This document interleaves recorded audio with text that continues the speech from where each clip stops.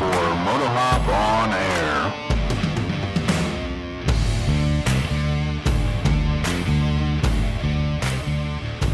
Welcome to episode 35. Let's go for a drive. Okay. That one's not bad. I was thinking, and I had come up with, I feel so alive. Do you, though? I mean, I feel better now than I did like an hour ago. Well, that's good. I still feel a little tired. Yeah, that's adulting. Yeah. We're recording this August 23rd at 10:13 p.m. Mm-hmm. Right on time. Mm-hmm. Yeah. Well, What's in your cup? I made a variation. Did I have it last week or was it the one before that? I think it was last week. Of Dan's liquid vacation. So this is, instead of Malibu Black, this is Sailor Jerry's. Mm-hmm. Some bourbon. Oh. And then instead of the coconut coming from the Malibu Black, it is, was it coconut cream of coconut, whatever it is, the really thick pasty stuff in the jar. In the white jar. Yeah. Have you tried it? I had just like a drop as I was rinsing out the cocktail shaker. It tasted good. It has this really nice fun foam on top. Oh, you shook it really hard. Well, yeah, then I think just It's a little aggressive. Yeah, so here we go. The bourbon sounds like it would be kind of awful. I think it's good. You usually do. Let's see what you think. For some reason, I feel like the bourbon's really bringing out the banana. Okay, but so not as bad as I thought. What is it? So it's does good. that mean, okay, so it's good. Yeah, I think it's not bad. No, it's not bad. Not as bad as the beers you're normally drinking. Okay. Ugh. Or beer in general. Yeah, I mean, I like it. I think you're right. It does bring out the banana. A lot of banana. Yeah, yeah, it's like breakfast drink. That's what it tastes like. I think it's like the coconut's more subtle. It's not the same type of coconut flavor. Yeah. Because it's not whatever I'm sure some artificial thing they put in Malibu Black. I feel like, is there a dessert that has bourbon or any, like, banana? Like, is it Bananas Foster's have any alcohol in it? I don't know off the top of my head. Oh, okay. Well, I'm sure someone out there right now is shaking their fist at their probably your mom. Phone, car, radio, whatever. Yeah, definitely your mom. She listens sometimes. Yeah. She's going to make us Bananas Foster so we know. Bananas. Okay, what's in your cup while I'm searching this to figure out if we're wrong or idiots or what? A non-mocktail, non-cocktail, because it's one item, liquid IV in the bomb pop flavor. Oh, that is good. What? The liquid IV or what the bomb pop flavor?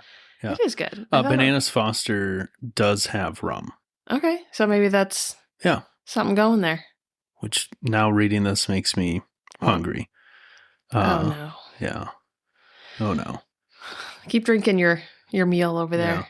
Yeah. So are you enjoying your bomb pop liquid IV? Did you feel like you needed to hydrate? Not necessarily needed to, but I haven't had one in a few days, and I was trying to drink them more regularly, so I figured it was a good time. Yeah. Plus, it's kind of like thicker. I don't know, so I figured while I was talking, it might be a better lubricant. Okay. Fair enough. Do you want to try some of mine? Sure. Let's see what we got. Yeah, it's a very intense 2-ingredient recipe. I'm not sure you can handle it. Exactly as I remember. Still delish. It's delicious. It tastes like someone melted a bomb pop popsicle into water. Yep. Thank goodness for them. Yeah. Okay. Well, do you want to intro the new segment? Yes. Okay. The new segment is called NoCo Moto No Mo. And we are fact-checking everything that NoCo Moto says, and we're going to have an entire segment on how they're wrong. Yeah, I figure at least a half hour an episode at the. We were kind of already doing it anyway, so yeah. But we could. Yeah, but we're joking. Yep. After listening to NoCo Moto's most recent, I think it was post Vintage Days episode, we Pete knows from listening. This If there's is something I feel strongly about, I'll let him know this through is podcast form. banter between you and them at this point. Apparently they binged a couple episodes of ours and realized you like to disagree with them in Sometimes. a friendly, respectful manner. But there's nothing wrong with No that. more than Makes good Cleveland Moto conversation. does. Yeah. We all have That's feelings. okay. It gives about y'all something to stuff. talk about when you don't agree on things. Yeah. No. Like, if you are somehow haven't checked any of the show notes thus far, or this is your first episode of Moto Hop on Air, in every show notes and on our Buzzsprout site, and if it's not on, I don't think I have it on our main website right now. Mm-hmm. I should add it. If you were listening to us and you were looking for more motorcycle podcasts to listen to, Mm-hmm. Cleveland Moto Podcast, NoCo Moto Podcast, and the Motorcycles and Misfits Podcast. Mm-hmm. Creative writing, Junkie over there is excellent as well. Tobor just really brings that show home sometimes.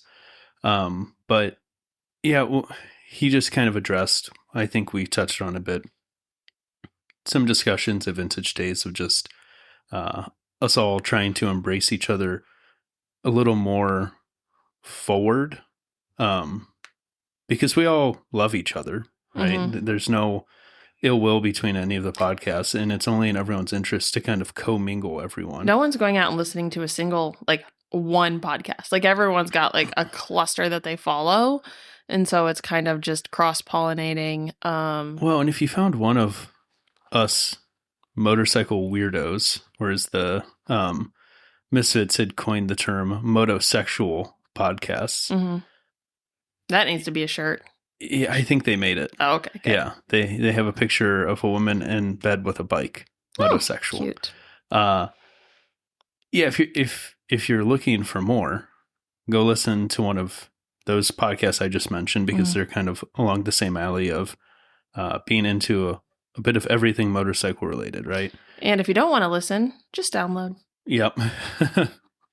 Downloads are appreciated whether you're listening or not. Downloads are stats, listens are not. Yeah. Well, onward from there. Mm-hmm. What did you do this week? I don't even remember what I did at the beginning of the week. I think I remember. You found a thing, and then you emailed or called on Tuesday. And Tuesday night, I remember being like, well, I guess I can take off work tomorrow if you want me to. And it just spiraled. Huh. So Is that how it went down? That's my perspective. Okay. I don't know what you were doing Yeah, I behind don't really closed doors, remember. if you were investigating or researching or whatever we you talked, I think Sunday. do. Well, we Sunday. were taking the dogs for a walk. Hold on. Sunday is when we went to Mid-Ohio again. We'll touch on that in a minute. But Oh man, yeah, that's why I can't Is that what remember it what we triggered? did. Not directly, but somewhat. I feel like we're subtweeting, or Yeah. So I don't know what it's called in real life when you talk about something without talking about it. well, actually, no, we'll leave it for later. Anyways, so yeah, it was Monday or Tuesday. We had taken the dogs for a walk. We were talking about it because I had been, Facebook marketplacing and cycle tradering as one does. Right. In the holes I feel like I have in the stable, because I also feel like I have overlap right now, because the Vulcan, the Sportster, and the Honda CX500 all kind of do the same thing. Which is ride, but not fast. 2-lane touring. Okay. Right. So call it 45 to 55 mile an hour roads. Sportster does highways okay, but has really tiny tank. Vulcan has a big tank. Doesn't love to do 70. Mm-hmm. It'll do it for as long as I ask it to do it. It's just not a super enjoyable ride, because it, like the Vulcan 1500 I had before, needs another gear. Mm.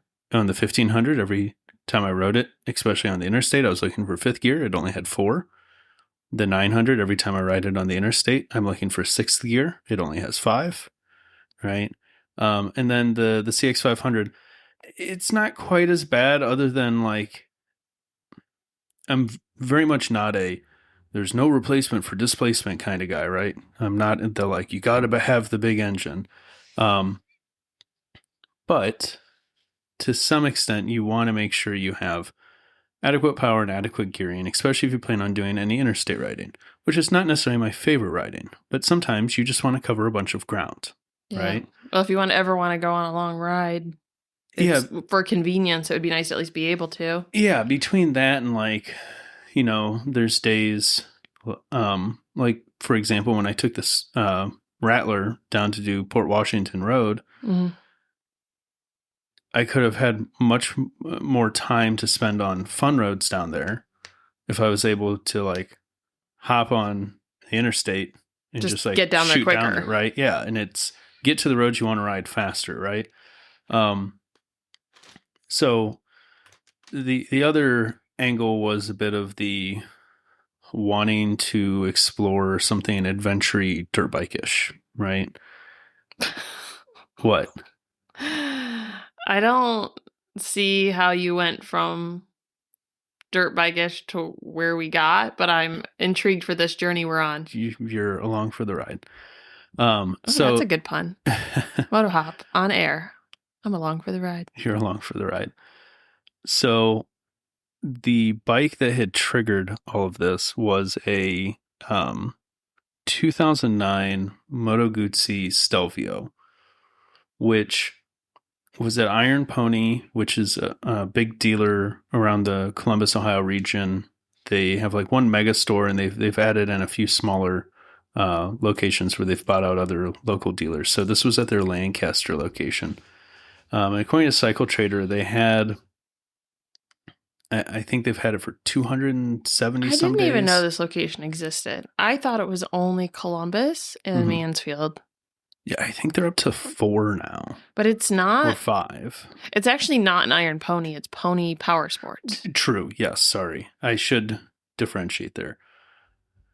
I think of them as the same, but technically the dealership arm of Iron Pony is Pony Power Sports. If you look, Iron Pony is technically just the gear and parts and stuff. Yeah, I think if I looked it up on Google Maps and it didn't come up right away because I didn't search it correctly.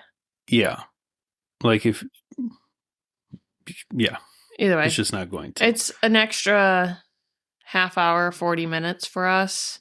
Yeah, what was the drive time? Like 2.5. Yeah. Long for a impulsive Wednesday adventure, but... Well, tried to minimize the impulse. So, not to get super in the weeds, but this generation of Moto Guzzis used what was referred to at one point as the 4V, also the 8V platform, which is the name that kind of stuck because it was 4 valves per cylinder, which was 8 valves total. But the earlier run of them, from their origin to 2012 roughly, they had issues. They were using a flat tappet lifter. And I may be getting this part wrong. The very early ones were like cast material, iron maybe, I don't remember. They tried some type of weird material. That didn't work. They changed. They went to a diamond-like coating process on them. That eventually started failing too on these bikes. Long story short, they all ended up needing a roller lifter conversion. So when searching for these bikes, especially older ones, you have to try and somehow verify whether they've had the roller lifter conversion. Because not all of them, but a big chunk of them in the kind of 09 range, there's 4 different kits Moto Guzzi produced to solve this. Was this like a recall work? No. So here's the fun part. So there's no like definite proof that it was done. Well, there is like work tracking, but it was never recall. It was paid for out of pocket by the owner, with the exception of some of the conversion kits were goodwilled if you could show like full documented service history. Oh, and who does that? Right. But the kit C that this bike was going to need is like a $1,300 kit roughly, just in the parts, right? And it was like a $2,000 bike. Yeah, which wasn't the absolute end of the world. The bike had 47,000 miles on it, which is, not a small number, but in the world of Moto Guzzi is not the craziest number. Mm-hmm. And I had called them, asked some questions, Spoke to the intern. Yeah, asked if they could verify in any way. And he's like, well, ask the service department. Calls me back. Service department has no clue. And I'm like, okay, well, let's go down and look at the bike. If the bike's decent, even if I can't confirm whether or not it's had the roller lifters, it's still like, when I figure in the $1,300, it's the cheapest Stelvio on this side of the country, right? Mm-hmm. So we get there, and all you have to do to confirm the roller conversion is pull one of the valve covers. It's approximately 5 screws. And I asked them if I can pull the valve cover or if they can pull the valve cover. Well, they wouldn't do it. And so you took your tools down to I do it for them. Fully prepared to remove this valve cover. Would have been probably 3 to 5 minutes in and out. And our salesman... The intern. I don't think he's the intern, but he's definitely the new guy there. I don't think it's his fault that he didn't know. He was definitely stuck in the middle. 100%. So he went to ask if I could pull the valve cover. They said no, because if I pull the valve cover, they're going to have to replace the valve cover gasket. Otherwise, it's going to leak. And I said, well, good news. They're both already leaking. Mm-hmm. And I said... So they already looked and they're like, let's play dumb here. Yeah. So both valve covers are already leaking. So at that point, the whole gasket argument's out the window. I offered to pay for a new gasket. They said no, because they'd have to order it and they wouldn't be able to sell the bike in the meantime. Meanwhile, it's been listed for 200 days. Yeah, 270 some days. And again, the valve covers are already leaking, both of them, right? So we're not really changing anything by me pulling this valve cover. So because they didn't, I called over to the main store, because the main store is a Piaggio dealer, and they should be able to look up the VIN of this bike and see if the conversion was done, right? And I don't know if the guy on the phone fully understood what I was asking for, but eventually we kind of got to where we needed to go. And he couldn't find anything for the roller lifters. He found that a fork tube, I think it was the left fork tube, was replaced under some replacement campaign. And then really early in the bike's life, he told me it was somewhere in 2009. So this was an 09 model year. And somewhere in 09, it had... I have the picture saved somewhere. I think it was either 2 lifters and a camshaft, or maybe it was 4 lifters and 2 camshafts. So, but all the lifters were replaced. I think all the lifters were replaced, either 1 cylinder worth or all of them, right? I'm not going to correct you. Yeah, it doesn't matter because it wasn't the roller conversion. Well, then there was... Oh, yeah, I was going to say there's other conditions of the bike that were a little concerning. Yeah, the rest of the bike was basically death by 1,000 cuts, right? Mm. What was your impression of the visuals of the bike? I don't think I would have noticed the things you did. Okay, fair enough. Just because I don't know what to look for. Yeah. But I also just probably wouldn't have wanted... Granted, when you buy something used like that, you normally don't have anything backed up by a dealer. They were just bad vibes. I didn't like them. I don't like to buy things from people I don't like. Yeah. And I don't think it was anything malicious. It was just like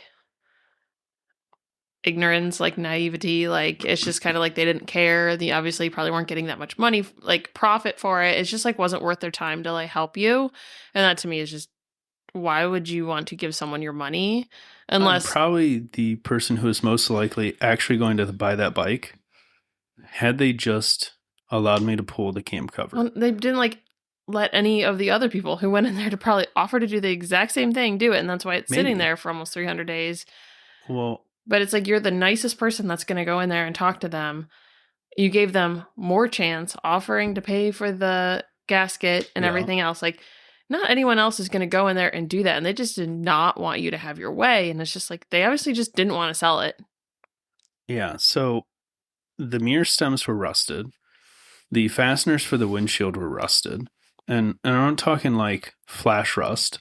I'm talking like the paint was wore off the mirror stems and it looked like he'd been parked outside for like 8 months. Well, maybe 200 and something days. Right. Weird corrosion in weird places on the bike. There was what turned out to be a scratch. At first I thought it was a crack in the frame, but I investigated further and it was, I'm pretty sure, just a scratch in the paint on the frame. But it was in really odd placement. It was behind the right-hand side cylinder head. It was like tucked under some plastic kind of in a way that would never have been able to just get scratched by a button. Yeah, you're like, how would you get here to scratch this, right? Yeah. And then like missed with a screwdriver or something. Yeah, I don't know if I ended up showing you the picture. I posted it in the Cleveland Moto Yeah, I saw chat. I think I know what you're talking about. It was like a weird... The glue? Like, yeah, it was like someone tried to do a fender eliminator or something, and they took like some plastic and kind of halfway shaped it, and then it looked like they hot glued it underneath the rear fender.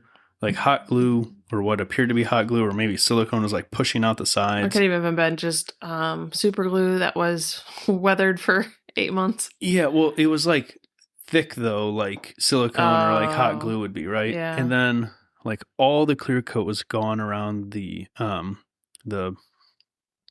I'm losing my mind. Gas cap. That's the word I'm looking for, right? And then it had like, I did end up starting it. I didn't even take it around the parking lot because we couldn't get anywhere on this whole, does it have the roller conversion? Will you let me check? But even just sitting still, just rolling the throttle off idle, it stumbled. Like, I think I could have hit it in a way that the bike would have died had I tried hard enough. So I don't know what all was going on with this thing, but had they let me pull the valve cover, even if it wasn't converted, there's a chance I would have still went with it. But it was the feeling that they were trying to intentionally be shady about it. Mm-hmm. Because if they don't let anyone check, it's Schrodinger's cat. We don't know if it needs the conversion or not, right? But it's just, I don't know, just buying a burden or spending money on the unknown. Like, I know it's not a lot of money, but it's still like at some point your time is valuable too. So even if you have $4,000 into this bike, you could also buy a $4,000 bike somewhere else that may be in better shape and you just don't have to worry about all the other little stuff. Agreed. But like I said, it was mostly just frustration that they were being so obtuse about it. So we ended up leaving fairly quickly. Yeah. Well, I mean, we meandered. We weren't there for an hour, but it's not like less we were there than for 30 seconds or anything, right? Yeah, no. I'd say it was a pretty quick. Yeah. So for a while, we'd been talking about going down to Throttle Company in Columbus because we followed them on social media for a while. Mm-hmm. And I had looked and knew that they had a 2012 Norge or Norgay, whatever pronunciation you want to go with, which is essentially the sister bike to the Stelvio. Is it bigger or smaller? Identical engine size? Is that what you're talking about or what? Yeah, so it's like fraternal twins. Yeah, it's same exact platform, which is that the Norge is more sport touring and the Stelvio is more adventure touring. Okay. Although neither are hardcore either. They're both kind of like just touring bikes, right? Okay. I don't really know. I really don't know the difference between a sport touring. Do you know what a sport bike is? Like a Ninja? Yeah. Yeah. Okay. So a sport touring bike is like take a Goldwing and cross it with a Ninja, right? Whereas like, a Harley with like all the bags and the fairing and stuff. Uh-huh. That's just like a touring, or like, I guess you'd call it a cruiser touring bike. It's more or less how you sit on the bike and the shape of it. Well, and they're designed for distance. Like a Ninja is not designed to go 4,000 miles across the country. No, because you're like hunched over the Yeah, right. thing. So they're more upright seating. They normally have luggage. They normally have larger fuel tanks. Gotcha. Yeah. So we end up going to Throttle Company. Mm-hmm. Take it from here. What's your impressions as we pull in? Well, I do think it's in the hood, but It's pretty They're industrial. fenced in. It's okay. I wouldn't say it's the hood. Just industrial area. But it was a very cool building. You could tell they put, like, everything they did was intentional. Like, it wasn't just blanket signage. It's not just a building with glass windows like all the dealerships are, where you just walk in and it's like every other dealership you've ever been into. They, like, took an old, I don't know what that would be, just an old brick building if it was. Block. Yeah, I don't know what it could have been. It had a cool, I don't want to call it like a lean-to, but what would you call it? Like carport type situation, like an old gas station or something maybe, or maybe an old truck stop or something. But something like that, yeah. It's kind of cool that they didn't overly refinish it. So it kind of gave museum vibes in a sense, but not a refined museum, more like an art exhibit. Okay, yeah. That it had, like, I've been into different art exhibits that are just like recycled buildings essentially, so they leave a lot of the natural character. So I don't know, it was a very different vibe. You could tell it was a little more hipster, which is my vibe. I love like the signs were actually hand painted. Some of them, I looked close enough. The one sign they had, the Royal Enfield sign, was actually painted with a paintbrush. It wasn't just like a vinyl decal that they'd put on. Like the attention to detail, they had a lot of different cool signs. The bikes they had weren't all new. They were used, but they looked new. Like straight up clean to the point of exhibits. Like you walk in there and everything's just got a place. Every single bike looked like a piece of art. Like you're also not just talking modern used. You're talking like vintage used. Yeah, and they're all just kind of integrated. They're like 70s bikes. New ones are, you know, maybe a room over from the vintage ones. It is kind of surprising to me, the more small business owners we talk to, that I'm realizing how small these staff functions are. Yeah.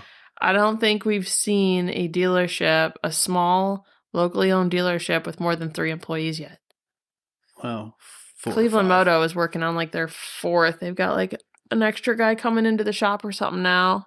Well, but they have 3 plus the intern plus the intern, the new part-time mechanic. Okay, but still, they have like Throttle company's got 4 or 5, and they've got a couple mechanics. Yeah, but there's always someone who's related to someone else in these, like, sure, which is fine. Yeah.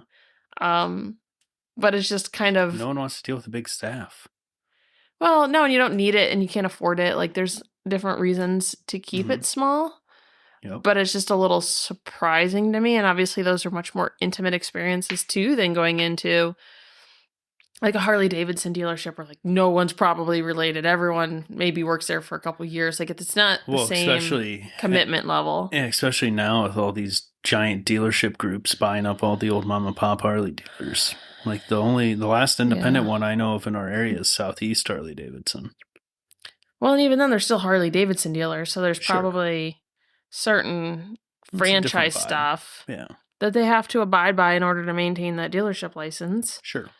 So, I mean, and once you talk to the people, you kind of see the difference too in like the types of dealerships that you're in. The conversations go differently. People actually engage in them. Yeah. You know, compared to Iron Pony, where they're like, "What do you want? How can I help you?" That's it. Yeah. This guy, I don't remember what Dylan. his name was, happy to like sit down. Very, I don't want to say complete Phil Waters vibes, but like the same intention of just loving to sit down and talk and reminisce, and would sit down with you for hours if, you know, we could, and just chat, which is pretty cool. But I had places to be. Well, yeah, it's also, you had places to be, and you know that if someone else is a talker and they're left with me who is a talker, we will be there for a minute.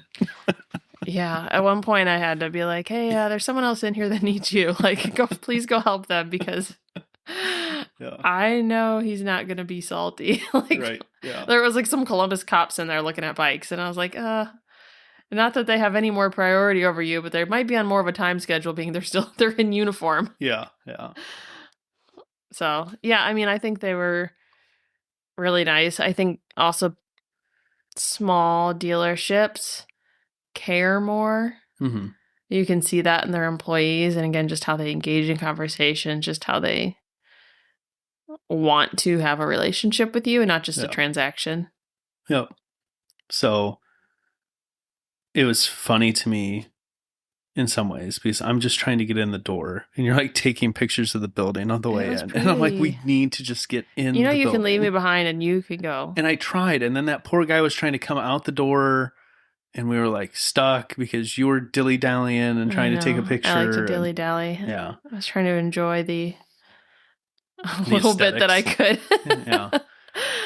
So go in, kind of scope it out.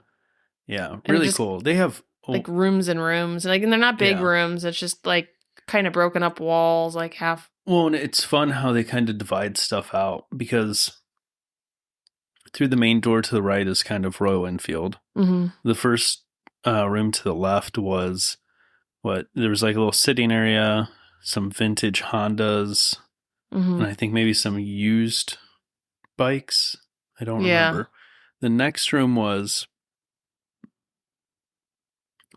used bikes and part of their service, and then the last room was all the new Moto Guzzis. And you're missing a room. There was another room of new Royal Enfields to the right. No, we walked through it to get to the sitting area. Oh, you're right, because the first room to the left, the one side of the room was new Royal Enfields, and then there was like the vintage Hondas in the corner. Yeah, and they said they were the biggest Royal Enfield dealer in the country, or just on the side? I don't know. I know at the beginning of like the current version of Royal Enfield, meaning like since they established their own North American presence, he said they were like the biggest dealer. Like you said, I don't remember. Probably on this side of the country, at least, whenever like the original Himalayan dropped, because there was some weird feelings from existing Royal Enfield dealers whenever it changed from the importer that was bringing them in previously to Royal Enfield themselves coming in. And they're in a good location. Columbus is the biggest city and state. Probably one of the biggest cities in a state and a half on both sides, at least. Probably even bigger than Indianapolis, or I don't know. Pittsburgh would compare. So you've got like two states of width essentially that they've got. Yeah, I mean, because the next nearest Royal Enfield dealer to them is MotoZilia out in Youngstown. And then I don't know who. And that's just kind of a more quiet area. I think the one BMW dealer up in Cleveland is technically a Royal Enfield dealer too. Yeah. But like that's it. But yeah, Cleveland isn't as big as Columbus, plus it's shrunken by a lake, so you don't have people coming in from all directions. Yeah. But cool. Yeah. So walked in, figured out what the Norge was, walked up and asked, I did not know his name at the time, but Ken, Dylan's dad, if it was okay if I went and swung a leg over the Norge. He's like, yep, absolutely, go for it. He didn't even flinch. I don't think he got it from his chair. He's like, yeah, go ahead. Yep. So went and sat on it, and Dylan had come over and we were talking a bit about what my goals were, and he's like, well, I don't know if this is the bike for you, because I had mentioned the adventure thing. No, but I like the idea of him assessing. Like there's so many times, like whether it's you selling a hot tub to someone who just thinks they want something, or I'm sure a lot of trade-ins are bikes that people didn't know they didn't need. Yeah. So he just wants to save you a transaction. No, 100%, which I appreciated. I said, I'm trying to do what you always tell me to do and like focus on the life I have now rather than the life I am, I don't know, what do you say, idolizing or wanting or hoping. Yeah, or whatever, enhance the life you have, not try to create one that you think you want. Yeah. So kind of live in the moment. Yeah, and like... I drop so many wisdom bombs. You do. You do. Pete pulls them out and features them on I didn't even know I was so wise. Thank goodness people listen. Yeah. So, like in my mind, I want to go do a bunch of adventure and dirt and whatever. But I know like the reality is I don't have that time right now. What I do have time for is weekend rides and finding something that I can do more kind of daily stuff on. So that's kind of why I was okay with going to the Norge from the Stelvio, The other benefit is the Stelvio we were looking at did not come in with any of the luggage. Mm-hmm. Nor did it even have the rear rack on it. Looks very different. All dressed up. So the Norge has the factory bags on it. Doesn't have the top case. I think I'm going to find a top case at some point. And it is, in my opinion, very clean for a 2012. We're talking you just 13-year-old bike. Spoiler alerted. What? When you said you're going to find a top case. What do you mean?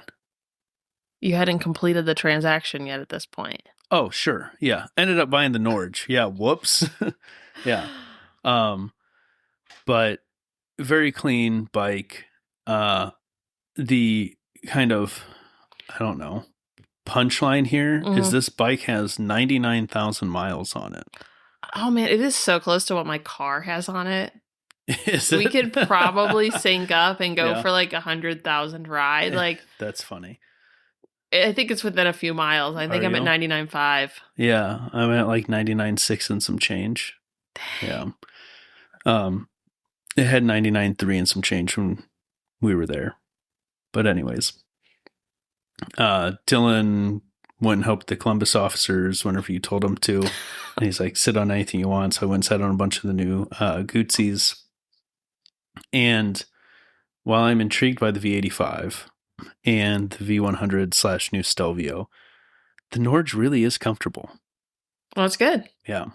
So you bought the bike, and then I just literally left you before the transaction was even complete with your helmet about 200 miles away from home. Yeah, you left before everything was done. I don't think it was 200 miles, about 100. I had all the tools in the back to attach my beeline to it. You left with those. Oh, wait. I left with your tools? Yeah. You didn't take them out? No, because I figured at that point, I'm like, well, I'll just take the beeline. Like, I've got the nice handlebar mount, but it also has these just like rubber band mount things. And I'm like, well, I'll just throw it on with that. So I didn't make a stink about it. Oh. You had to go. Well, I did, but anything that would have fit in the storage on the thing you could have taken. I thought about it and I'm like, well, maybe they also probably had tools if you would have asked. I just did the rubber band things. It's still on there. It's working fine. So yeah, Dylan and Ken and Nicole made the whole experience was great. Effortless transaction. I told Nicole she was going over the paperwork. It's probably the most explanation I'd ever gotten out of any of the paperwork because normally I'm buying bikes from people I know and they kind of know that I know what's going on to an extent, you know. Oh, they actually explain the paperwork? Yeah, like every single, this is the power of attorney. It only applies to this VIN in case I screw up anything and got to redo the title application. And you're going to get the title in like a week and whatever. And like went over everything. It was great. And we did a maintenance check before we left. How are the tires? What's the battery like? How many things can you... things you were concerned about. How many things can you complain about? What have we eliminated here? I already checked the tires. Right. And I told good? you that. And they've got plenty of life left on them. And they told me they put a new battery in it. Check. And it came with 2 keys. Wow, that's more than your car came with. Yeah, no kidding. Yeah. It is twice as many keys as I got with the X5. Dylan double checked to see if they had the manual for it. They did not. No big deal. Okay. It's available online. Yep.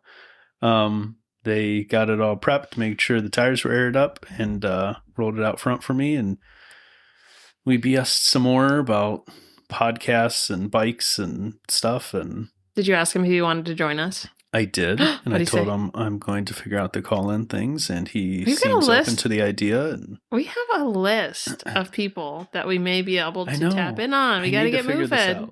I need But they're probably not going to want to do it at 10 o'clock at night. So you're going to have to we'll move it up earlier in the day. Maybe on like a Sunday or something. Yeah, Plus, Saturday or Sunday. That would be a great winter buffer as people aren't riding as much. I think that's half my idea of where we start working this in. That's good. We get into the, we've got EICMA coming up. There will be some decent like news stuff to keep us busy through the fall. With this Norge, I'm going to be able to ride a whole bunch. Why is that? We'll get to that in a second. Oh, okay. But yeah, start sprinkling some calling guests in. I'd love to get like Throttle Company peeps on here. Cleveland Moto, probably Capital City. Well, NoCo, So- obviously. Well, yeah, other podcasts, but I mean, Yeah. like from the dealership angle, get a couple of the small Ohio dealerships on. Mhm.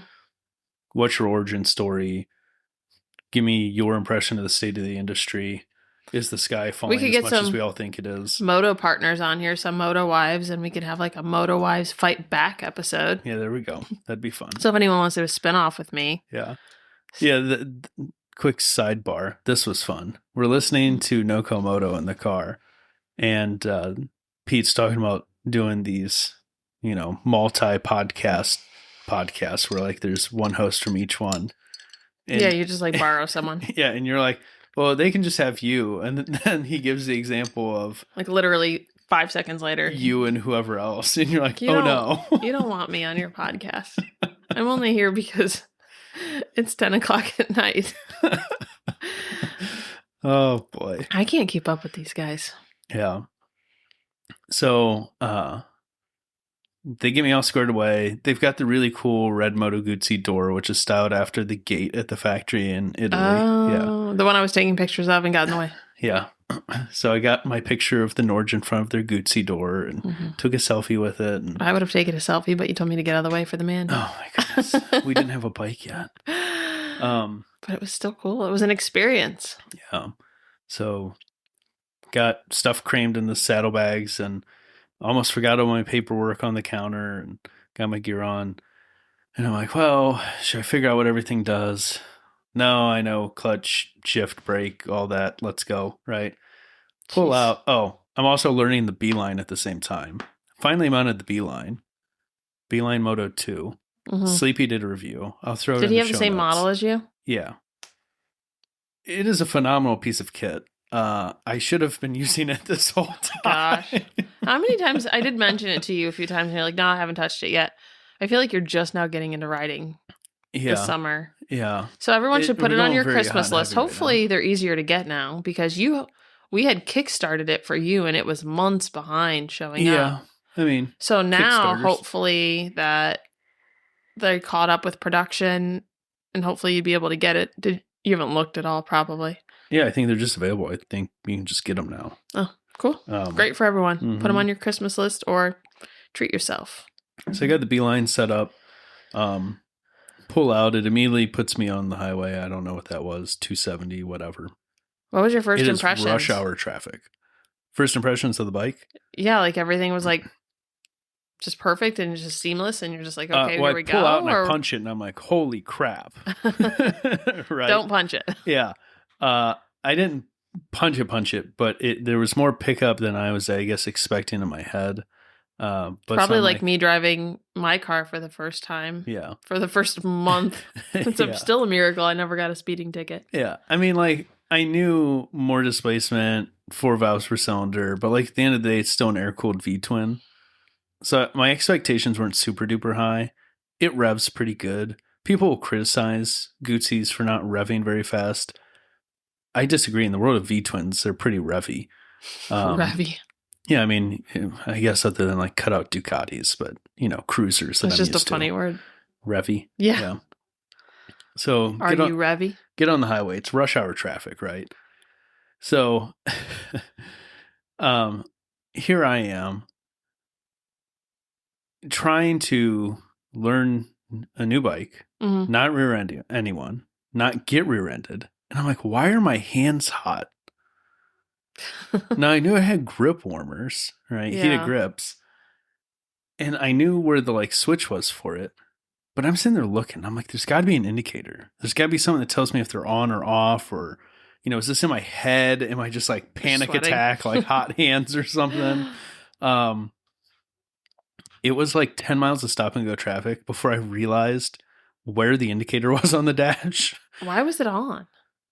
Probably because I hit it just messing with stuff before I left. I didn't know. That or they were just on from wherever it, whatever it was doing beforehand. Mm-hmm. But this whole time I'm like clicking it because I knew where it was. But then I'm sitting there like, how will I know if they're off? Because I can't find the indicator, right? So I finally eventually find it on the dash, and it's got almost like a progress bar thing Mm-hmm. that like fills up. So there's What like does a it tell third, you, two like, how thirds, and hot three it thirds. is? Different settings, low, medium, and high. Yeah. Right? So the whole time because I saw this thing, but I didn't realize it was the grip thing. I thought it was maybe like I don't know, fuel mileage efficiency bar or something, right? The whole time I'm like 2/3 or full setting. So like medium or That's high. pretty advanced. Even Yeah. my car, which is 8 years newer, only has Mhm. on and off on the steering wheel heater. I don't Yeah. have like a variance. Yeah, well, this has 3 different levels of heated grips. But I'll tell you, medium and high is very hot. When it's 80 degrees outside. Yes, very, very toasty. Noted. Yeah. So get the grip shut off. The next thing I noticed was I started immediately having panic of like, did I screw up? Why? What made you think that? The seating position, I was worried about my legs. It's so weird to buy a vehicle you don't test drive, like in a general concept. I'm sure they from a would have car let driver. me. Yeah, but it's I weird. like sat on it and I'm like, oh, this thing's brilliant. My legs fit well. But like once I was on it for like 10 minutes, panicking about my hands and not like wrecking people, I'm like, man, my legs, like, are my knees going to be bothered at this angle? I mean, you Like, really and I don't can know. fix all It's that. kind You of can do a like taller seat and you can drop pegs and so. This is the everything. exact experience I have every time I buy a pair of dress shoes. You try them on in the store and you're like, "Hey, they're fine," Yeah. and then you wear them for an hour out of the Yeah. house and you're trapped and you're screwed and your feet hurt, Yeah.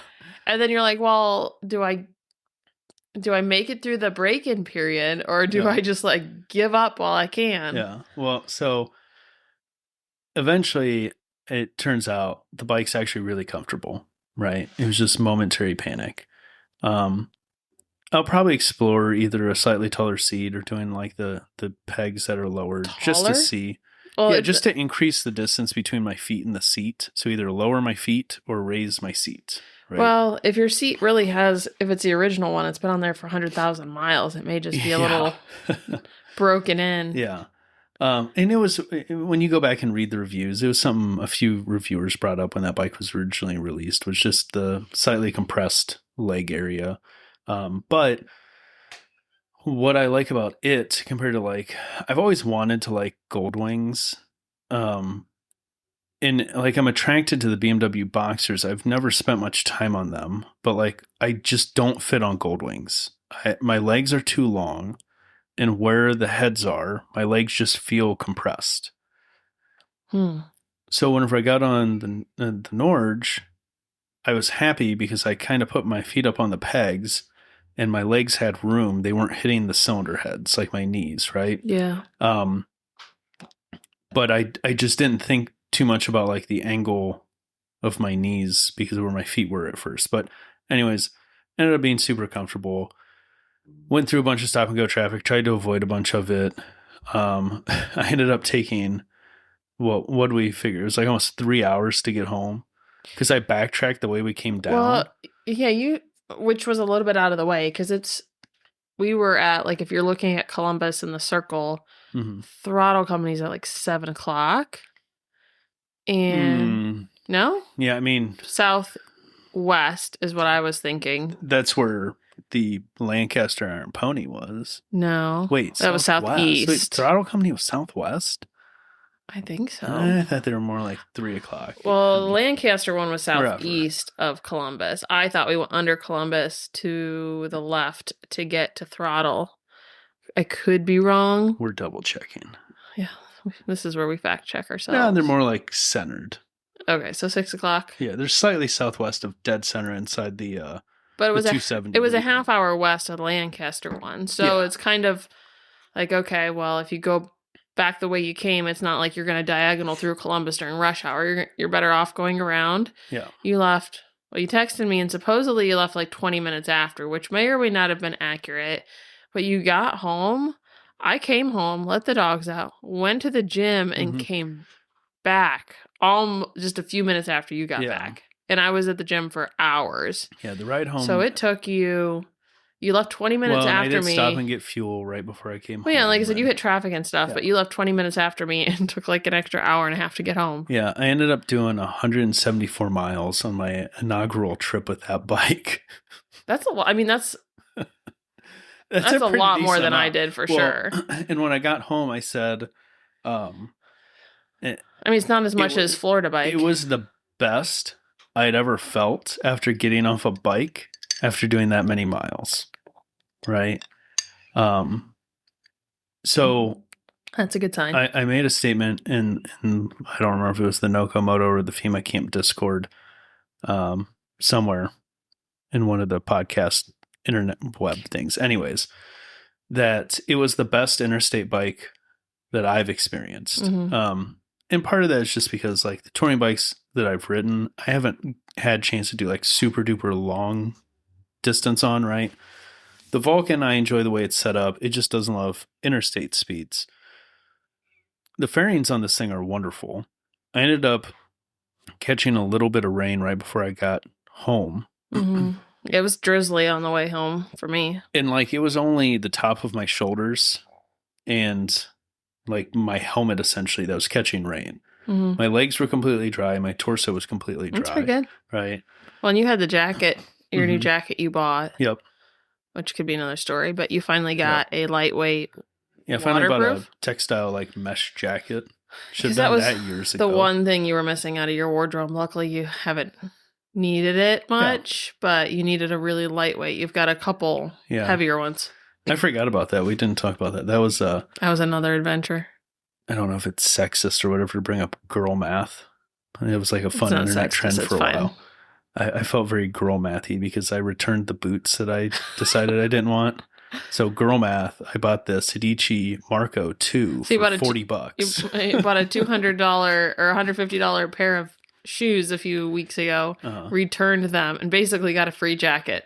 No, I paid $40 for the jacket, but what a steal. It's true. That's how it works. Yeah. But yeah, that Sedici Marco 2 jacket, phenomenal. But yeah, got home with the Norge and just like didn't feel completely beat up, which was nice. You haven't been on the Rattler since? No, but it's also only been a few days. Yeah. But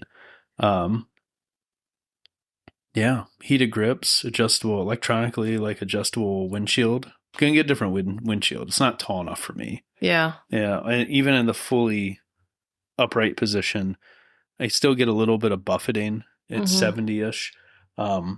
So the reasons I say it's the best interstate bike, though, between wind protection, just I saw one of the reviews I ended up watching after the fact.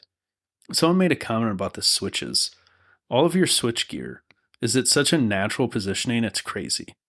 Like, they actually did like user experience studies before they designed the bike? Yeah, because the one reviewer had mentioned that like people had complaints that the switchgear was like turned down too far and it was hard to read. And he's like, yeah, but it's where your fingers are, right? Like the high beam, like it's got a kind of flash to pass trigger on the high beam. That's like right at your index finger. The horn is like at a natural location. The heated grip trigger. It's like it's meant to be comfortable for long periods of time. Yeah, it's fantastic. Here's the most important part, though. 6-speed transmission. The experience I've gotten so used to in my motorcycling life so far has been being on the interstate, going to grab another gear, and it not being there. No, you haven't. I have had multiple experiences on this bike so far where my mind went, there's no way there's another gear. And there was another gear. Did it make you religious? Almost. There was a couple times where I'm just like, I'm going to check. Like, I've got to be at the top of the gear range, right? And then click, here's another gear. And I'm like, what is this world that I've been missing this whole time? Did it fill a hole in your heart? I mean, not to make it sound ridiculous, it is a very enjoyable experience. It's not like I had this giant hole in my heart or anything, but that's not what I want to hear. Okay. I want to be told you're complete. Yes, I'm almost complete. Almost. Great. N+1. Great. That's but I looked at the gear ratios. I think 5th and 6th, they're both overdrives, which is pretty wild. But the bike sits comfortably at 70 and speeds above it that one would only do on private roads in the state of Ohio, because no one rides in excess of the speed limit. Yep, never. Never. But yeah, it's been fantastic. Cool. I'm loving it so far. Yeah. Love that for you. Yeah. Well, I onward. got something for you. Oh boy. My notes just say Missy has a thing. I need you to read this out loud. Read this out loud? Yeah. Okay. You're presenting it to me.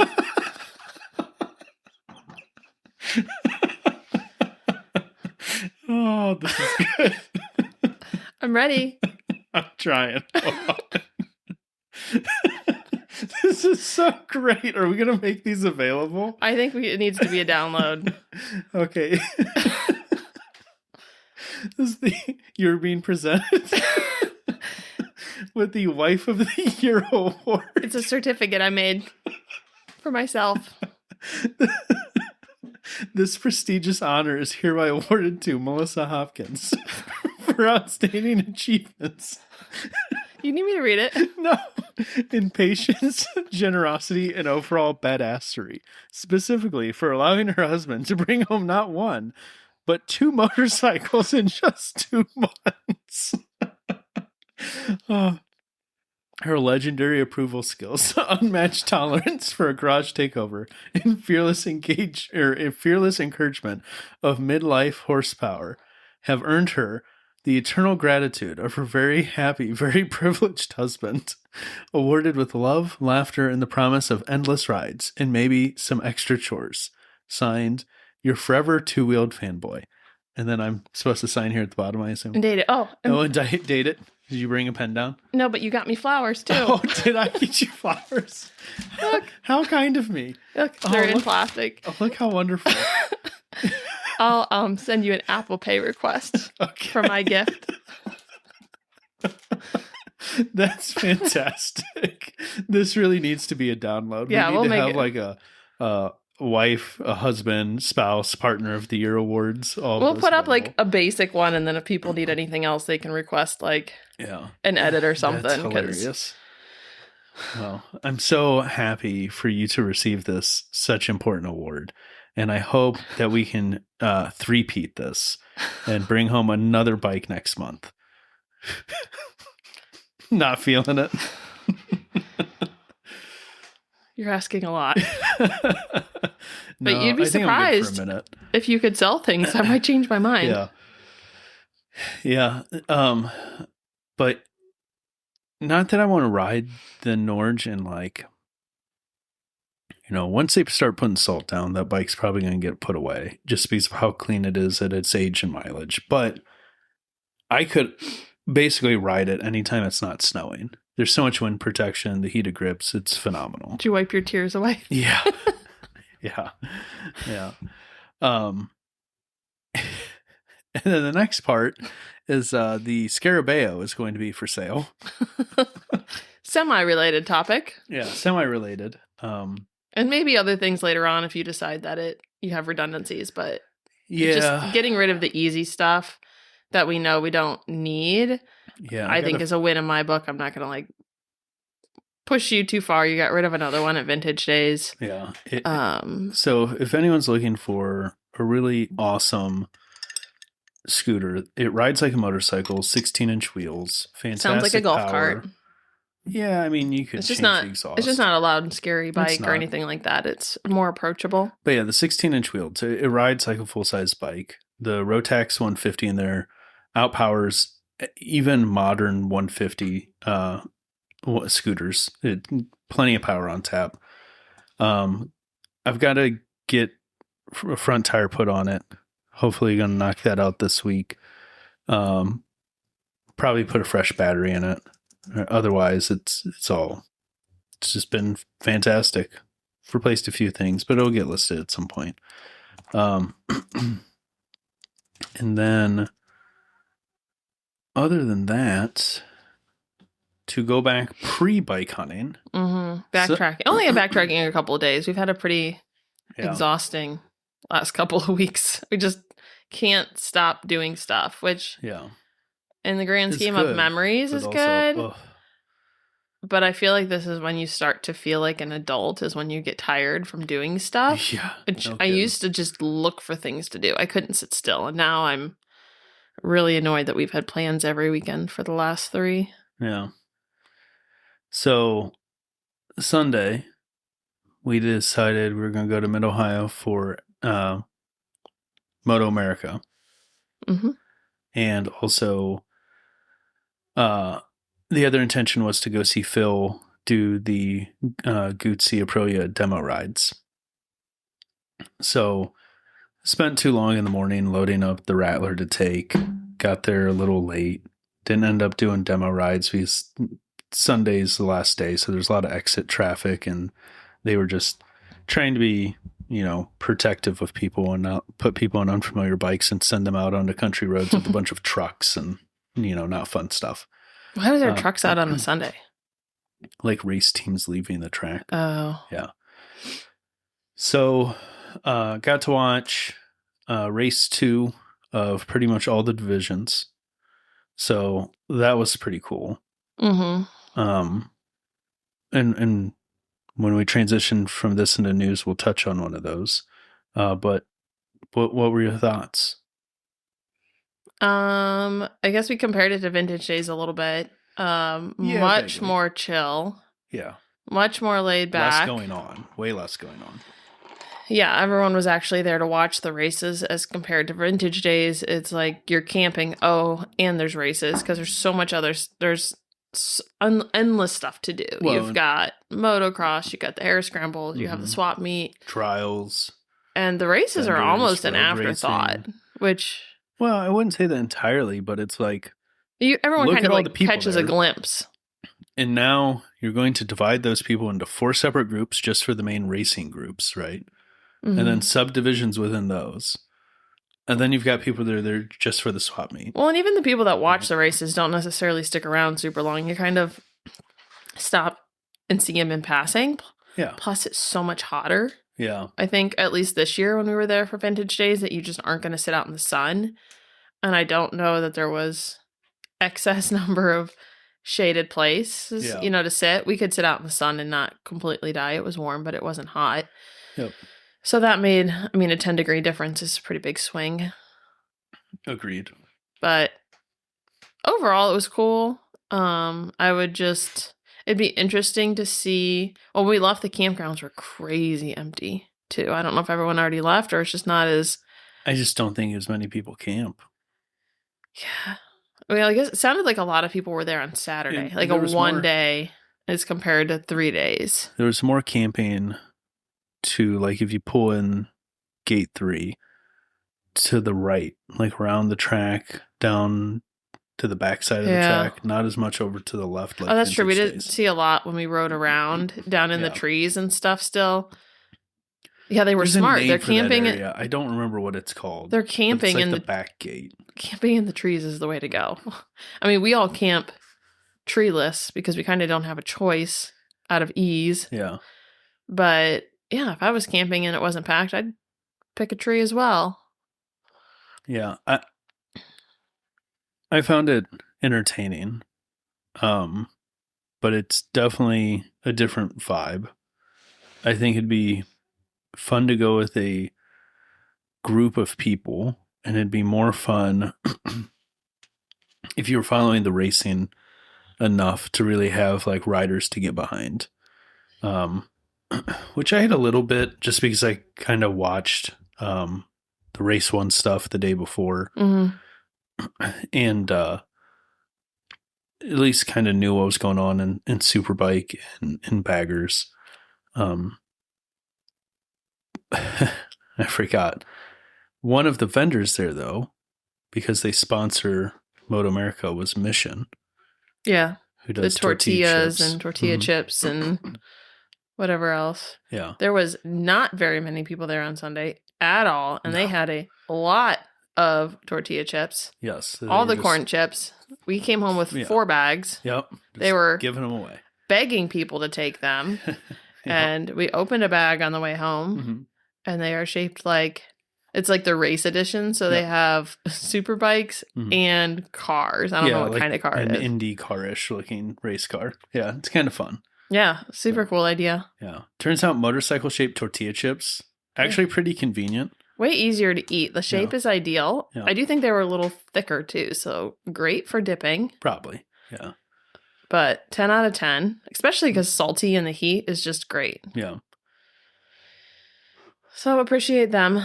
Yeah, Superbike was fun to watch. We kind of started meandering out when the baggers were starting to go on, watched them after the fact. And then while I was doing notes, I saw that Troy Herfoss, who I believe I should have put it in here. I think he finished second. Let's see. What are you doing over there?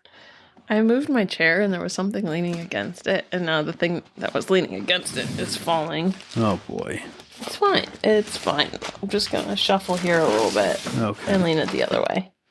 I didn't write down where he finished. I don't remember I'm trying to where. shift my chair and it's not working. Okay. We're good. I had a kink in my back.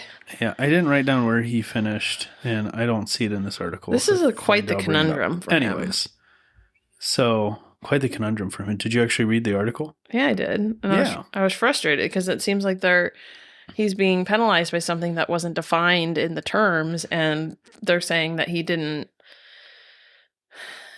follow the terms, or however you want to explain it, but the terms were not like definitive enough to say. He won.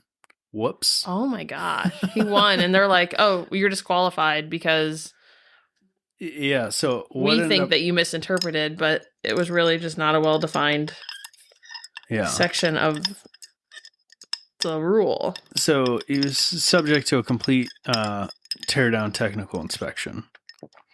He was disqualified based off of violation, specifically with the ballast material that was chosen to increase the weight of the bike to meet the 620-pound minimum weight requirement, right? So the rule reads, the ballast must be made of a solid metallic piece or pieces firmly and securely connected through an adapter or directly to the main frame or engine with a minimum of 2 steel bolts, minimum 8mm diameter, 8.8 grade or over. Other equivalent must be submitted to the technical director for his approval. What they used was a steel bar that was sealed within solidified aluminum casing. It was installed inside the frame using 2 12mm grade 10.9 bolts. So where they're butting heads is, I think, the solidified liquid aluminum and the fact they sealed the steel bar inside of it, and then whether or not it may be that they did it inside the frame to some extent, but it sounds like the main issue has just been that they used the solidified liquid metal. They say that it was an inaccurate interpretation of the language of the rules. How can you say that, like, oh, you interpreted that wrong? Like, here's the thing, though, is the rules say, didn't they just say metallic? Like, that to me is solid metallic. Solid metallic. So where we're splitting hairs is because it was 2 different metals. Is it still solid? Oh, I guess if it's like a homogeneous mixture, it'd be the same as rose gold. But it's not homogeneous. It's a steel bar inside of aluminum, right? Both of which are solid, though. Like, I see both sides of this. But this is. But did that really give them any advantage, or are they just like. They're claiming no, right? MotoAmerica / AMA FIM officials are probably arguing that because they were able to put the steel inside of solidified liquid aluminum, they were able to shape it to whatever shape they wanted by using the liquid aluminum. So they may have been able to add ballast in places other teams couldn't add ballast, right? But how I read it is like, I'm a big like racing fan, racing thrives off of, as Dale Jr. likes to call it, innovation, right? We're not going to call it cheating because no one's technically breaking the rules. They're not You're just upset intentionally- we found the gray area in your wording. Yeah. Right? They're not doing it maliciously. Well, No, it's not malicious. It's everyone's trying to find. Your goal is to find the missing words in the rule book and be the reason those words get added, right? yeah, but also like thread the needle and not be like, yeah, I think I just tried. Yeah, I mean, close. I don't know. We'll see what happens. They're appealing it. But what a weird thing to try and pick a fight over. Like, if you don't like it, at the end of the season, you rewrite the rule for next year. I wonder who instigated it. It's just the fact that he won, likely. That's what I'm saying. Like, did someone call him out? No. A lot of times, like, the first place in a division goes through extra technical. Like, when I raced dirt track, whoever won was getting weighed. The rest of the field wasn't getting weighed, right? You could then call for a tech inspection of them. Certain divisions, like, they just don't have went through tech the resources to do that with every one of them. Yeah, and what do you care if the guy in last place is cheating? Yeah, you know, he's not very good at it if he is, I guess. Yeah, that's the point, right? But if the person winning should not have a significant advantage over the rest of the field, if they're winning by means of cheating, you want to catch that, right? So we'll see what happens there. I don't know. Like I said, weird thing to pick a fight over, in my opinion. Just rewrite the rule at the end of the season. Right? Yeah.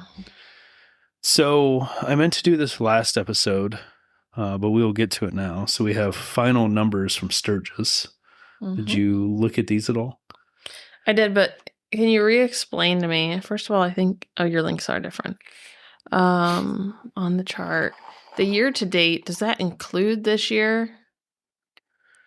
Which one? Second link? Yeah, must have been. I will address that in 2 seconds. We're going to do the first link first, which was the Sturgis Rally final vehicle counts. So the 10-day total was 537,459. That is up 11.3%. That's a lot. Previous 5-year average for 10 days was 482,987. Now the question is that what are they doing for? I don't remember. Did they have Sturgis in 2020? Well, there was a 1 year there. It was the super spreader event. I don't know if that was 20 or 21. Remember when we watched it? Like I think that was 21. Probably. They probably canceled it for 20. But so if they canceled it for 20, are they including then the 5-year rolling average? But whatever. It doesn't matter. So traffic's up at Sturgis. It was an average anyways. Yeah. So, yes. What were you looking at here? Okay, so the last year to date, does that include this? Like, I was trying to remember how to compare the numbers. They just mean last year, these dates, right? Versus the first 3 columns are Sturgis specifically, Rapid City specifically, and then the combined total of those for this year. The 4th column is those numbers for last year. Total. Yeah. It says last year to date. I think that's what threw me off. Was it like just the event then? Well, they mean to date because they did these rolling. So like on the 2nd, they released it. On the 3rd, they released it. On the 4th, they released it. And they want you to know that they were correlating up to that date for the previous year. So it includes more than just the event then? No. It is those event dates previous year. Oh, I don't think they worded that very well. Okay. A lot of that stuff is down. I'm wondering if the $71,000 that was seized last year was just one person, because no one had any cash this year. Yeah, I don't remember. $0. I don't know what all. Yeah, I mean, some stuff's down. DUI arrests are down. 119. Everything I thought was down. No, fatalities are up. Up by 1, yeah. DUI arrests 119 versus 155. Misdemeanor drug arrests 266 versus last year 281. Felony drug arrests are down 104 from 163. Total citations are up. 1524 up from 1455. Total warnings are up about 500. They're up to 4,959 warnings. But you have to imagine there's at least a 10 to 12% increase with the increase in the warnings kind of account for that, right? Total citation increase about is the same. Well, vehicles seized is the same. One vehicle was seized last year. One vehicle was seized this year. 4 drug possession specifically. Non-injury accidents down. 27 this year versus 54 last year. Injury accidents have almost doubled. They went from 35 last year to 66 this year. I wonder how many total were deer, because there was another one in like the police blotters down below that talked about another deer hitting a motorcyclist. But deer hit the motorcyclist? No, the other way around. Okay. I was just wondering, it can happen that way. I know it did in one of them. Remember the last one we read? Yeah. But I'm just saying that some of these things aren't necessarily, they're just like naturally occurring accidents. They're not to some drinking extent related necessarily. Yeah, I mean, they're not all party related. They're not all like also just 2 motorcycles. Not paying attention. Well, that's possible, but 4 fatalities this year, up from 3 last year. That's 4 more than Isle of Man this year. A lot more people at this one. Yeah, and no one's racing. Okay. Right? Which one of these accident reports did you want to read? Well, the last one was just a deer. Not overly exciting. I think everyone lived, so there's no like super sad ones. I could read this one struck me as interesting. I remember reading this one. 2012, can't talk. Which one? 2024, the second one. 2024 Harley Davidson motorcycle traveling eastbound on US 14 near mile marker 49 when he failed to navigate a right curve. Operator applied the brakes and, quote, laid the motorcycle down. There's no quotes there. I am saying this is a direct quote. Laid the motorcycle down. This is from the South Dakota's .gov site. Laid the motorcycle down prior to striking metal guardrail and post. Driver of Unit 1 was not wearing a helmet. Transported via personal vehicle to Monument Health in Sturgis with minor injuries. Why are we still saying laying the bike down? As compared to what? It's said in the context of I had to lay her down so I didn't get hurt, right? Now what you did was you removed your braking potential, right? Oh, you mean to just like give up? Yeah, essentially, right? But go ahead, read your... Oh, I don't have to read them, the other one. I don't really think they were that interesting. I mean, people are crashing into each other. I thought this one was fun. What, the first one? You're not going to read it, yeah. Okay. So Saturday morning at 6:17 a.m., mm-hmm. U.S. Highway 16 mile marker 45, a 2018 Jeep Wrangler, referred to as Unit 1, was traveling east on U.S. Highway 16 at approximately mile marker 45. Mm. Unit 1 left the roadway to the right and into the ditch, continued eastbound in the ditch, vaulted slightly off a private driveway, hit a mailbox, and crashed through a couple highway signs before coming to a final rest in the ditch. Both driver and passenger were wearing seatbelts. The driver was transported to Rapid Monument to be evaluated for minor injuries. The passenger was not injured. Oh, this was all in a Jeep. This wasn't even in a bike. No. And just driving in the ditch. Yep. Came off the roadway, hit the ditch, bounced off a driveway, took out that poor person's mailbox, and nailed a couple highway signs. How do they... I wonder how they correlate. These are all just accidents in the town. Like, doesn't necessarily mean it's related to the event. I mean, arguably not. But yeah, anything that occurs within that small area where the event is occurring. Okay. Right. Let's see. Oh, I put a little note here because I had this thought after we covered the whole Harley's coming out with the Sprint, mm-hmm. right? because they're reviving the name from the Sprint they had before, right? But it's a cheap bike targeting younger demographic, arguably. Sprint as in like going fast, right? Yes. But you also have the nickname for Gen Z, which is... I don't know. You don't know the Gen Z nickname? No, I'm not a boomer. I'm not going to go around. Zoomer. Oh. They could have called it the Harley Zoomer. No? That's cute. I think it's too cute. I thought it was funny. It's too cute. Livewire had some Q2 earnings, or lack thereof. The article I linked here was from Dealer News. They titled it "Smoke and Mirrors?" ? Because their stock price is still up last I checked. And no one knows why. No, because they're down 65% year over year for motorcycle units sold. They're down 65% for revenue. And their operating loss is technically 33% up, meaning they only lost million. Yeah, they only lost $18 million the second quarter of 25 compared to losing $26.8 million in the second quarter of 24. Does money laundering affect the stock prices? I mean, maybe, the fact that this was fun because I haven't dug too much yet, but Harley has this tendency to create their own category of bikes that they happen to be the leader in.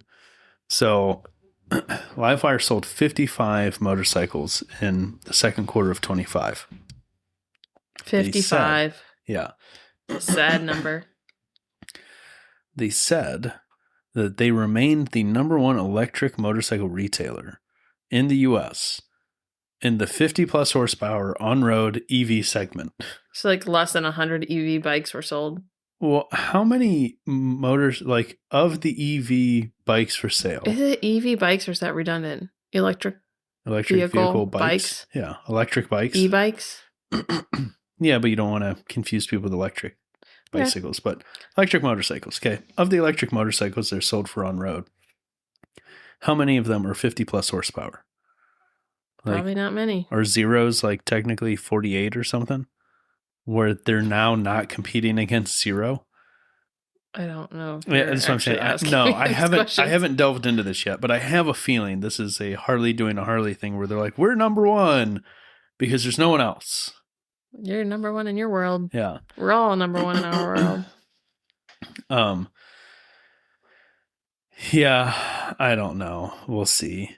They said they're updating their previously issued guidance of an operating loss to $59 to $69 million and a total cash use of $50 to $60 million. I don't know. I really want them to do something cool. I want those scooters to come out. I want to see the little Grom things to come out. It's just these numbers never look good. I just don't know how they're burning so much money for how little it seems they're doing. It just feels weird. Maybe there's going to be a story that comes out and then it's going to come out as a movie someday. A good documentary. Yeah. You can watch on Netflix or whatever. A good 4-parter. Yeah, probably a docuseries of what happened to Harley or Livewire. Yeah. Maybe they'll call it Dead Wire will be the name of the movie. There you go. And onward to profitable electric motorcycle manufacturers. The FIM is allowing Stark to enter the Varg in the 2025 World Supercross Championship. So the World Supercross Championship has got 5 rounds. It starts in Kuala Lumpur, Malaysia on October 18th. I'm going to try and put in my calendar somewhere to remember to follow this. I'm intrigued to see what they managed to do, right? It being a first-year outing, you can't expect the world. The one, I think it's Enduro that they've been able to compete in. I think they finished 5th this year in the championship or standings, which, for a first year team is pretty decent. The problem is they talk a big game on how they their bikes are better than everyone else's bikes and far superior. So when you don't come in first, it kind of sounds bad, Yep. They also have said that they'll have electric road bikes that beat petrol bikes in every way. MotorcycleNews.com ran this story. There's no specific timeline, though. So, eventually. That's the best way to promise things, is to not promise anything. Yeah. Right. I have a motto in my many pearls of wisdom that says, don't make promises you don't keep. You can't keep. Yeah. So when people ask me, are you coming to the gym tomorrow? I straight up tell them, I don't make promises I can't keep. So that way I'm not committed to anything. Highly recommend avoidance.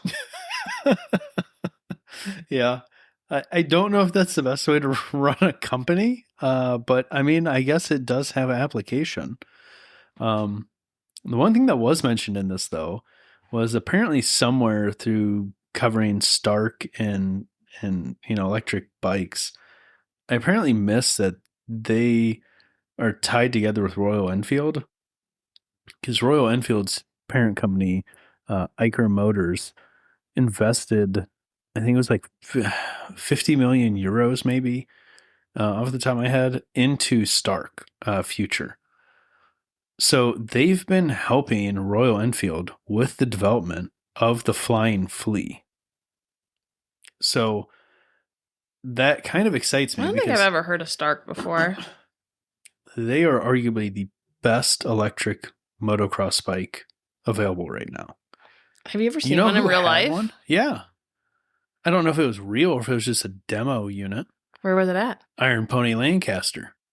Well, heck. Yeah, they had it sitting right there. I could have gotten something out of that visit. Yeah. I could have at least rubbed my face on it or something. Yeah, it was the dirt bike sitting facing, it was not on the wall, but the next row in from the road side of the building. It had a big sign next to it that said something to the effect of experience the future or whatever, pre-order your Stark Park. Yeah. I don't think I would have got it if I saw it. I wandered around, but I did not apparently invest in many thoughts while I did that. No, I think you were about as annoyed as I was of driving 2.5 hours and them just being completely unreasonable. Yeah, and hindsight, if I would have known what I knew when we got there in the first 10 minutes, we wouldn't have driven Yeah. It was good because we ended up at Throttle Company. 150 miles of really? So I guess just make sure you ask the questions before you drive more than half an hour. What else did you want me to ask? Well, if you could have taken the thing off to see, if you would have known that, then it would have. My favorite part of this though was I told him, well, I want to come down tomorrow, so I want to put a deposit on it, so you hold the bike, right? And I'm like, I don't know, $100, couple $100, and he's like, well, let me check. Okay, you gotta do $500. I said, okay, is it refundable? Let me check. It depends. What does it depend on? Well, it just depends on the circumstance. Okay, if I come down tomorrow and look at the bike and decide I don't like it, is it refundable? Yes. So what else would I be asking for?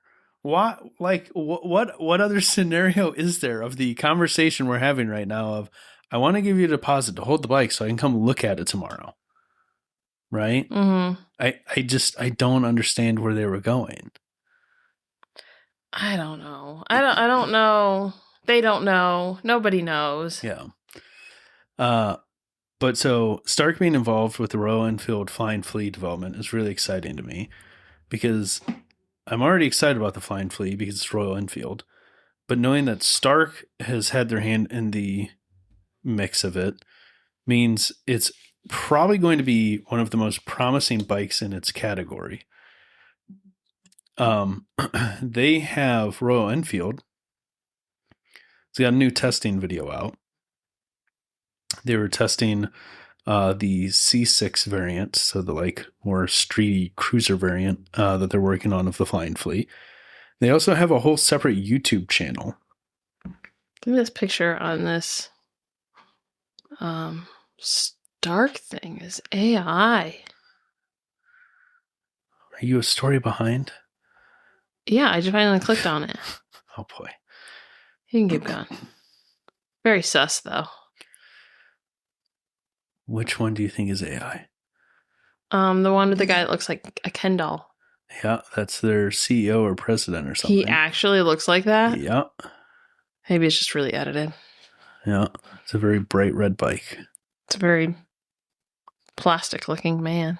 I hope he doesn't listen to our podcast. If so, there goes that endorsement. You're beautiful. Guess I'm not getting a Stark Varg for free. He just looks so perfect. You must be AI. It's flattery, really. Yeah. I'm impressed. Yeah. And I need the number to your stylist. So Royal Enfield released this test video. Basically, they were testing the Flea on some mountain-y roads with some inclines. Is this like a well-known bike? The Flying Flea? Yeah. It's going to be the first electric bike that Royal Enfield But you're just talking about it like everyone should know what it is. I never heard of it. Yeah, we talked about it last episode and 2 episodes before that. Right. And I'm extremely familiar with it. I'm sure you are. Yeah. So it is a small Royal Enfield, and we will discuss. Ride Apart wrote their article about it. They did a nice little roundup of what's confirmed. It's going to be an aluminum magnesium frame with a magnesium encased battery. It's going to have 18-inch alloy wheels. Are all e-bikes automatic then, or do they have gears? Most are single speed / automatic. Because I like the look of this little thing. This could put my little Trail 125 dream up for a challenge. Really? Interesting. Maybe. It's probably because of the last spec I was going to mention, which is the girder style front fork as a nod to kind of the OG older bikes, right? The size of it looked very comfortable for smaller riders. Agreed. Yeah. They're just looked very manageable. Grom range as far as power, right? It looks very svelte, one might say, right? Just very nice and tidy and doesn't look overly bulky and looks very manageable. And the kind of cruiser variant of it, it's got some pretty cool styling. They also are working on a scrambler variant. Here's the thing I just realized. All the pictures of this thing we've seen so far only have a single solo seat on them. In the incline testing video, they were putting They put 2 people on them to make sure it wouldn't slow down. Yeah. I think seeing how they test the bikes is interesting. All of them. I know last week there was an article that you weren't impressed with because it was probably a continued news stories for fluff. But I thought it was interesting to see how they're testing the things, just like testing this one on dry and this one on wet and this one at incline and this one at sea level and this one really high up. And it makes sense. But you can't just test it once on those things. If someone lives 5,000 feet above sea level, it's a lot different than let's go do a 2-hour test drive or something like that. I'm sure there's more to it than I probably have it oversimplified in my head, but I think seeing them getting the peek behind the curtain is interesting. Well, and seeing what they're prioritizing, what's important to them. Riding with 2 people uphill is important to them. And it's oh, well, obviously this is going to be made to have a passenger. Yeah, well, and be useful in their environment. And not just a bike that you can add a passenger to, but one that's legitimately, because I don't know how many people they stack on a bike in India. Probably as many as they can. Yeah, sometimes. Yeah. The other thing is there hasn't been any official pricing release yet. I'm not sure. I signed us up for the email list, though. Good. I followed all of the new channels that I found out existed for it. Did you see they have an FAQ on the Royal Enfield site? For the Flying Flea? No, you apparently went deeper than I did. Well, I read the directions. Let me see if I can. It was literally on the site. I think I deleted it. So, Ride Apart Those from somewhere has come up with, they said, though estimates put it around, I have no idea what currency this is, but they say it's equivalent to about $2,400 US. If you go, wait, what was the price? About $2,400. Oh, that's very inexpensive. Right. So this they don't know for sure if it's even going to probably show up in the States. No. Per usual. Well, I'm sure it'll probably show up in the States, but here's the thing. If $2,400 is the price in India, it's not going to be that. It's going to be more than that. Tariffs. But let's say it's double, right? Even if it's at 5, if it can do highway speed, it kind of fulfills the Saunders Metacycle promise. Well, it can compete with the Trail or the other 125s at 4. Exactly. And that's the one conversation we had at Vintage Days, kind of as a group about electric bikes was, where they're promising, where they're not, et cetera. And I said, I am convinced that the gateway drug to electric motorcycles is going to be someone's got to do an electric bike that does all the Grom things at a Grom price. Mm-hmm. Right? This seems like it might have more power than a Grom. Oh, it very well could. Mm-hmm. Right? Now, it didn't touch on price. It does say sale date in 2026, but that doesn't say what country. Yeah. This is flyingflea.royalenfield.com. It goes over how expensive it is to maintain versus petrol motorcycles. A lot of it's just kind of like redundancies on talking about it. Mm-hmm. I don't know if you knew this. Will the electric Himalayan be launched? No, the electric Himalayan testbed is just that, a testbed only intended to undergo rigorous tests in tough conditions. Oh, I did not know they were stating that they're not launching an electric Himalayan. It lives by the words test, learn, evolve. There are no plans at this moment to put the motorcycle into production. Okay. Continue. I'm That's just reacting. Yeah, I mean, at this moment, there's not any plans. No, it could happen, but it sounds like they're just testing the concept. Yeah. I mean, that's also their current stance on the twin-cylinder Himalayan. So they don't want to make promises they can't keep. Yeah, I didn't realize they had this whole microsite for the Flying Flea. They've got way more imagery on here. Gotta go click in the links. Apparently, I'm not clicking enough links. A lot of it is, there's a little bit more on the history. There's a couple extra articles, it looks like. They say 5-minute read and stuff above them. A few more pictures that are kind of a film style, so they're going retro with it. Mm-hmm. They only show one color scheme, which is a really pretty, forest green. No. If you're looking through the 4 color things you can click through. Yeah. Up top, there's a little choose your style. There's a black with highlighter yellow. Oh. And the interesting thing is that one has the pillion seat on it. Oh, that's got some cool rims on it. Yeah. I still think the seats do not look comfortable. The Hunter Green, though, I still think is the way to go because it's got that silver frame. It's very classic. Yeah, it's really a sharp looking bike, man. Doesn't look like an e-bike. I actually had to go back and look. It almost looks like it has moped-y gas tank on it. Yeah. So I wonder what that does. It's probably just where they have some electronics. Be cool if they put some storage in there. That's the only thing that I kind of wish the Norge had, that the Stelvio had. That Stelvio being an 09, they had this weird little storage compartment built into the gas tank. It was a cool idea. Yeah, I really hope they can land this thing at $5,000 or less. Before or after transport, taxes. If they could keep it under 5 after all that. Yeah, if you could get one of these for $5,000 out the door, I think they got a winner. Might actually take off. Yeah, I think they got a winner. But now that we're hooked up to all the new channels and email lists and all the things, I'll let you know if they have any more developments on them. I signed up your email. Good. With my name, in case you're wondering. Good. We have some more spy shots of the Royal Enfield Himalayan Twin that everyone is assuming is going to be a 750. Rushlane's got them.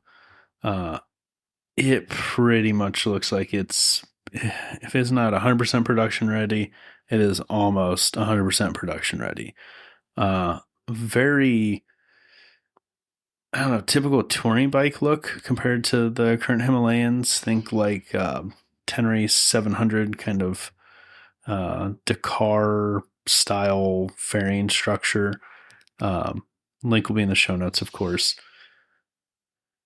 I know Dylan was not super sold on this because he really loves his 450 that we were talking about while we were at Throttle Company. Oh, yes. He very much loves his 450. He shot down my, what about I thought it was a 650. I said, what about the 650? He said, 750. I don't want anything to do with it. I was like, okay. Yeah. Yes, sir. I mean, I get it.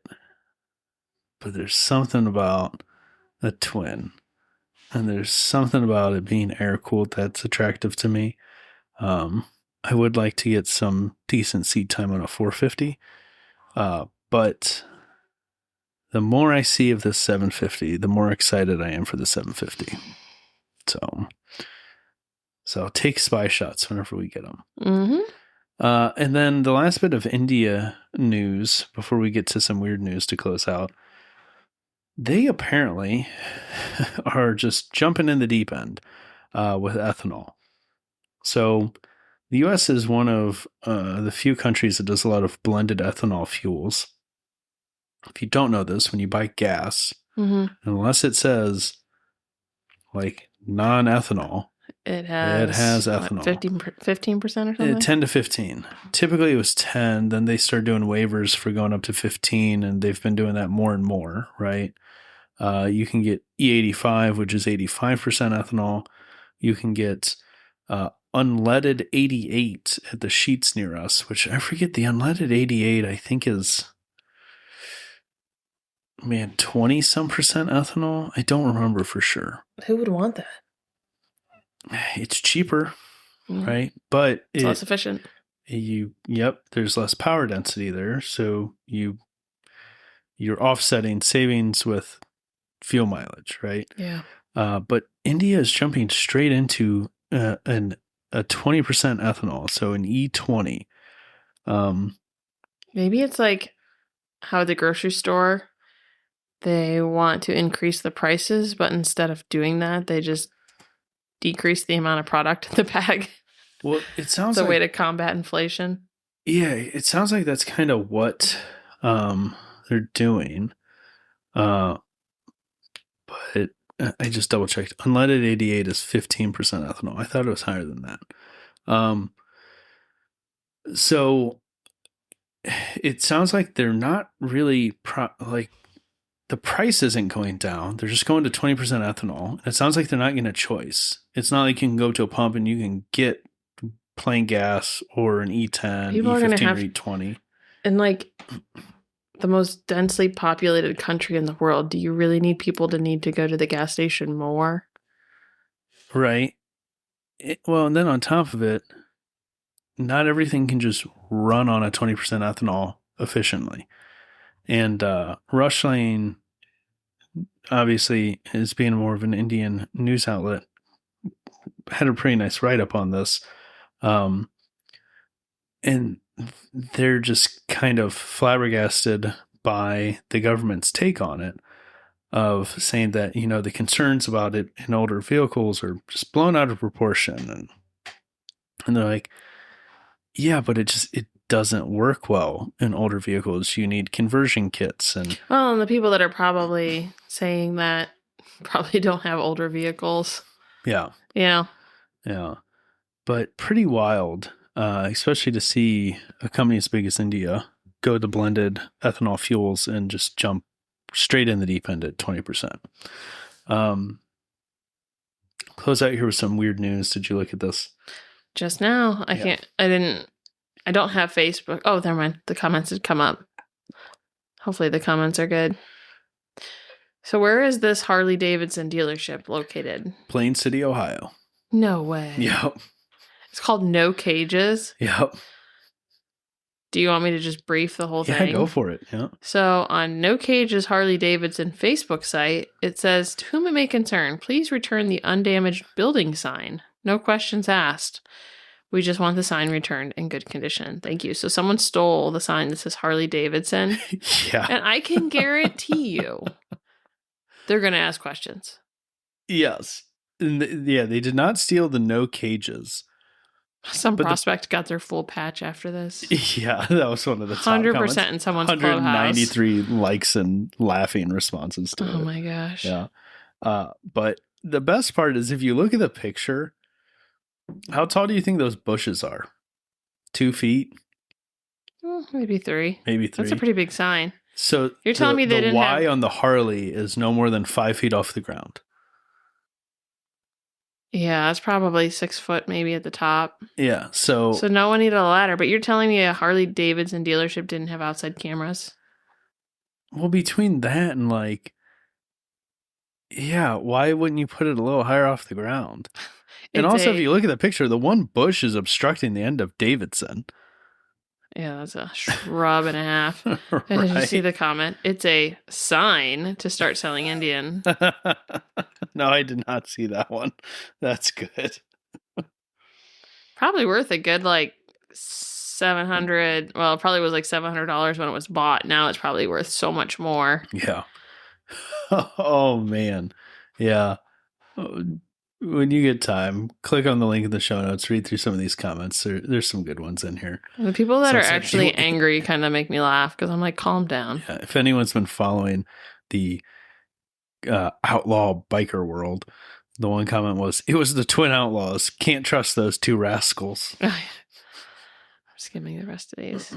The best we can do is 500 on a trade, but 500 on a trade-in, but you have some bulbs out. It's worded weird. Yeah. Oh. Wow. People are upset, but I'm just shocked that they didn't do better to prevent this. Offer them a discount on one of your overpriced bikes or a gift card so they can purchase some of your $200 t-shirts. I'm sure that'll motivate them to return the sign. Oh, man. Oh. I mean, no one should be stealing stuff, but it has generated some humor. I mean, it kind of takes you back to a simpler time. Before there was cameras and stuff. Yeah. Someone just stealing a Harley sign. Yeah. Looks like the sign was uncaged. Womp, womp. Yeah. Womp. People want to know why they don't have insurance on it. There's... Insurance will cover it. Yeah. I went by this last weekend outside of Columbus, Ohio. Is that where it's located?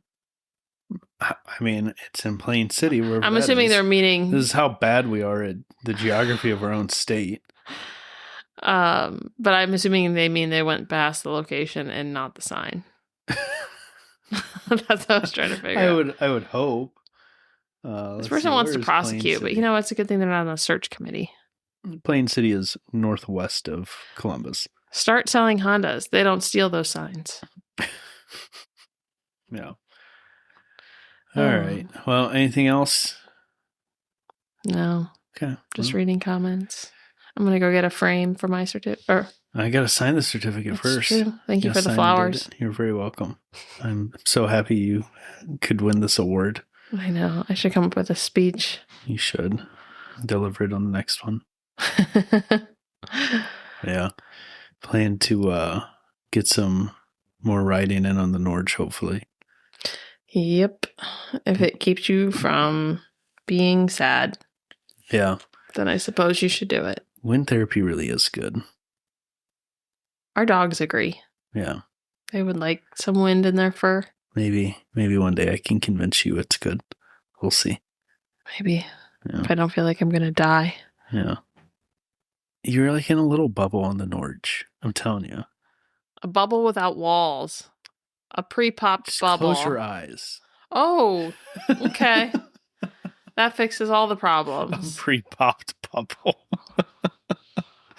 That's good. We're just going to start jotting down, what'd you call them? Your pearls of wisdom. Yeah. Put together a big book of them.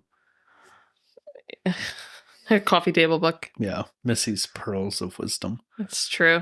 They're only good when they're in context, though. Although people have been quoting me an awful lot lately, and it's just a little shocking that people listen to what I say.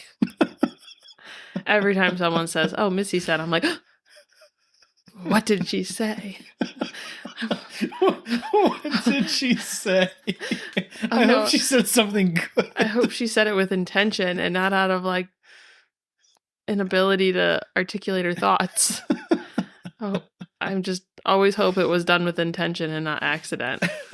Sometimes I say things I don't mean, or they're interpreted in ways I don't mean them. Oh, yes. I do that a lot. Like Keith, the shuttle driver at not Vintage's, MotoAmerica. That dude was so distracted by the fact he could see down my shirt, he couldn't even think straight. I had to like pull my tank top up after he like eyed me up. I'm surprised you didn't catch that. No, I just caught the fact that you called him a hustler, but you meant in the way if he was staying busy. And he thought I was calling him like a hussy. No, he took it in the context of he was shaking people down for money, hustler. Oh, goodness. And I'm just like, oh no, this was not the right word to use. Yeah, I just meant side hustle, not hustler. Yeah. I need to not try to be funny around people who are over the age of 60. It just doesn't go well. Yeah. He was great, though. Yeah, he was all right. He was a bad driver, but he had good intentions. I thought he was fine. Are you kidding? I was fine. I could drive a golf cart better than that guy. Yeah, well, you didn't have a golf cart, did you? You won't let me buy one. Maybe you'll get another Wife of the Year award. Oh my God. When we get a golf cart. I don't need to. I'll just copy that one.